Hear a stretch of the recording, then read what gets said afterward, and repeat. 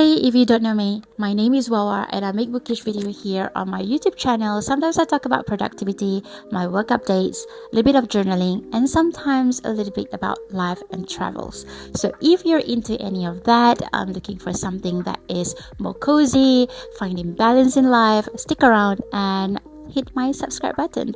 And now, I want to talk about the book that I've read in the year of 2025. Happy New Year to you. Maybe it's a bit too late when you watch this, but I have read the book called The Wood at Midwinter by my favorite author, Susanna Clarke.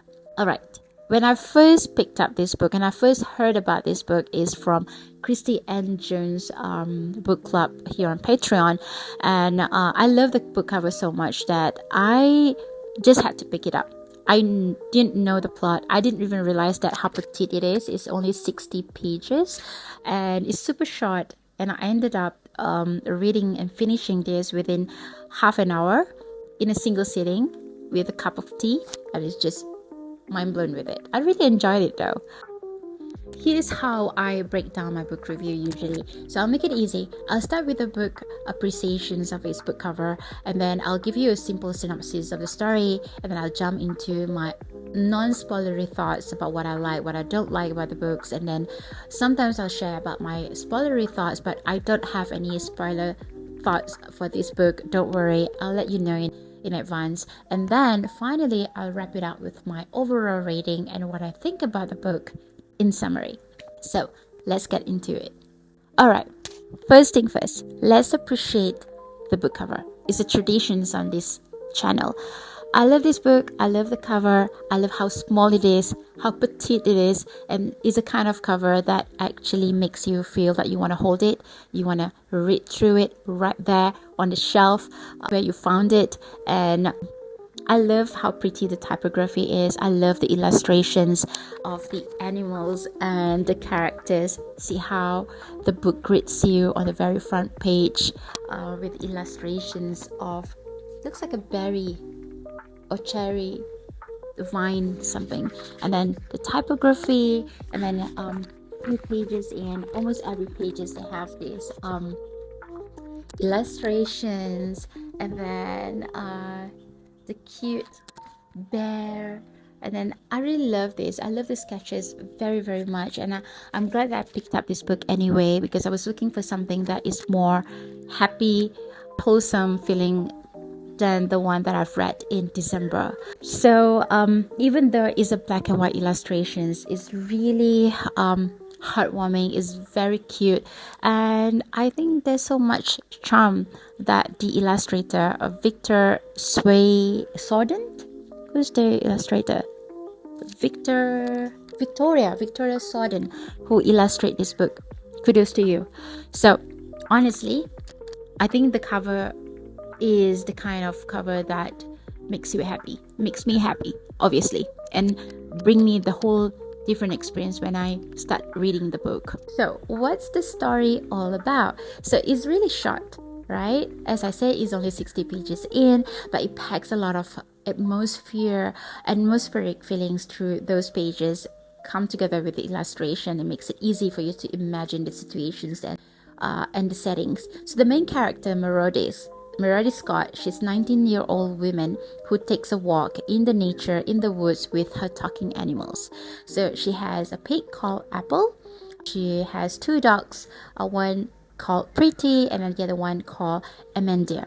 So they are very cute, and they are set in midwinter in a wood. This whole vibe is pretty much magical. And think old school fairy tale. Think of that with some wintry mystical energy, and what comes to mind, it has a Narnia vibe. So it doesn't have a big plot, it doesn't have a major action in this book, just some experience of being in the woods during winter. And that's what I really liked about it, because it's more about the mood and about the feeling than anything else, although there's some depth to it as well. It's very simple, quiet story with a lot of wonder in it. And then eventually this book is about Christmas, and there's a relation to the storyline to Jesus and Virgin Mary in this story. So that's how much I can tell you. what I like about this book is that I felt like the atmosphere is definitely the highlight of the book. Susanna does a fantastic job in capturing the stillness and magic of winter. The woods feel alive, and it's like you're right there with Mercedes walking through the wood, through the cold and the crisp air. And then I also love the characters very much, especially Talking Pig, Apple. I know it sounds quirky, but it does really works. And the whole environment, the whole story is fun, and it's easy to get attached to them. And I appreciate the relationship that Mercedes has with her sister, who sends her to the wood and letting her doing what she wanted to do. She seems like to accept her sister for who she is, who has a different perspective in life, and also very supportive of her thoughts and a view, and also the person's personality. I think is the kind of character that is not much mentioned but is memorable if you really look hard into the story. And I also felt like the underlying meaning of this story is about how someone should be living the truth and lives in a way that makes them happy, and should be defined by who she is with what she wants, and not by what society wants them to do. It's very much related to the situations that we are in right now, and a lot of people are expecting us to do things that they think society would want us to do. And that's one thing that I love upon reflecting from the story. All right, here's what I don't like about the book. Okay, it's short read, it's 60 pages, like I said. While I enjoyed it, there's no big plot, there's no major events happened. Yes, Georgie, my cat. It's more of like a mood piece than a full story. So there could be a bit of letdown, especially for me, who went in and looking for something that is more adventure. There is more of actions and depth into a story. If you go in with that kind of expectation, with big adventure, big magical events that you're hoping to see, you might feel a lot of disappointment, like me.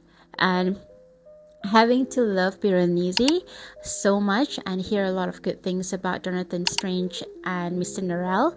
Haven't read that book, but I heard a lot of good things about it. I was expecting more from this short story. Even though it's short story, it's 60 pages, I was hoping that Susanna could add a little bit more depth to it. I feel like it could be just a little bit longer, at least until 100 pages, and then could be more drama into this, more takeaway. But as I say, I'm impressed by her work, and I do felt a little bit of disappointment when I read this book. So don't go in with the big expectations, or don't have any expectations at all. Just go in to read a cozy book for one afternoon with your cup of tea or favorite beverages. Just one sitting read.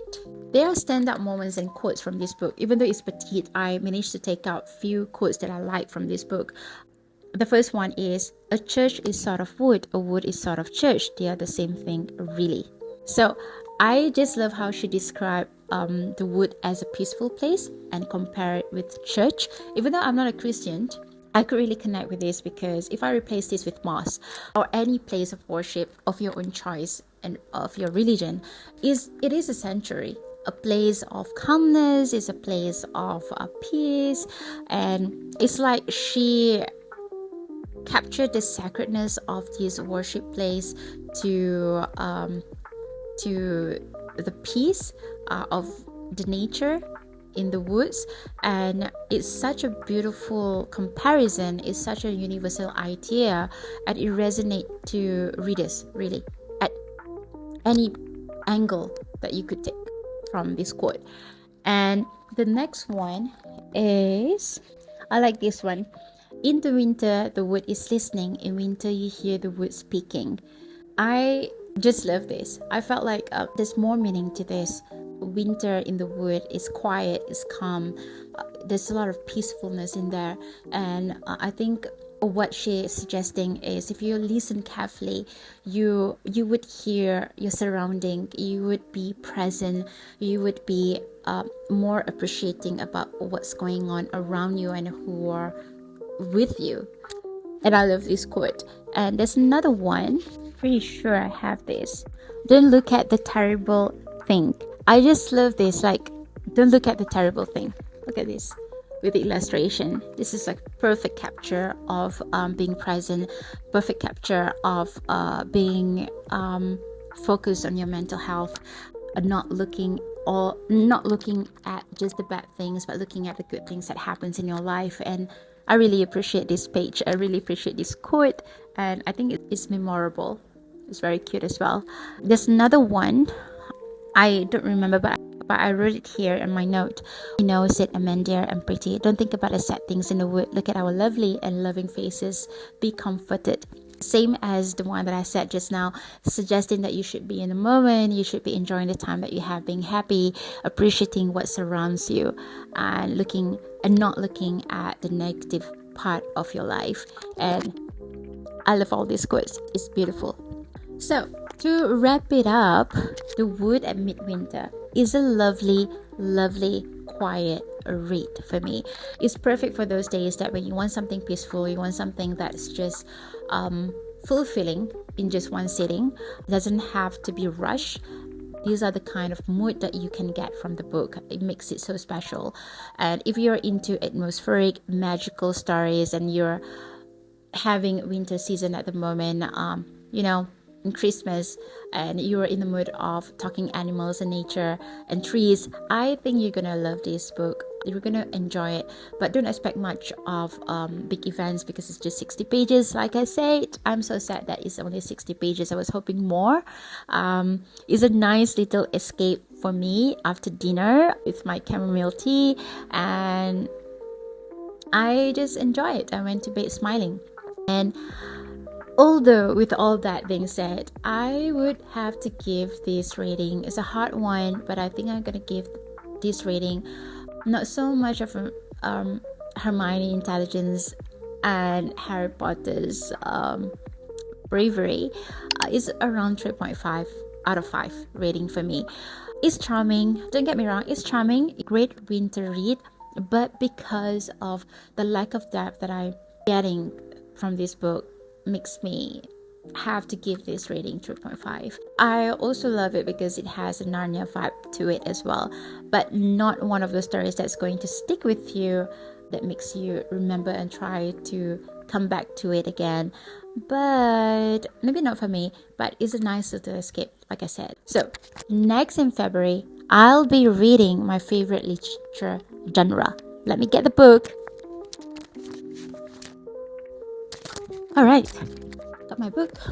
Next in February, I'll be reading my favorite literature by Japanese author, also that I'm obsessed with, which is from the book series Before the Coffee Gets Cold. This is book number 4, Before We Forget Kindness, written by Toshikazu Kawaguchi.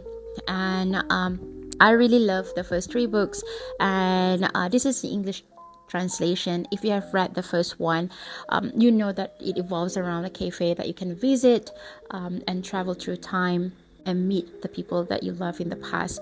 There's also one of the book that talks about a cafe that you can travel to the future as well. So I am not sure which cafe that this book gonna talk about, and I don't really care because I love time traveling. I always aim for a time traveling novel, so that's the reason why I'm coming back to this, and also because I have never read the books in the series anything lower than 4.5. There's very high expectations for the book number 4. I love the book cover. We're gonna do the appreciations of the book cover in my book review video soon, and I'm pretty excited. Alright, thanks for hanging out with me in my living room. And if you have read The Wood at Midwinter, I love to hear your thoughts in the comment below. Drop your thoughts in the comments, and if you enjoyed this review, please like, share and subscribe to my YouTube channel, and I'll see you in the next video.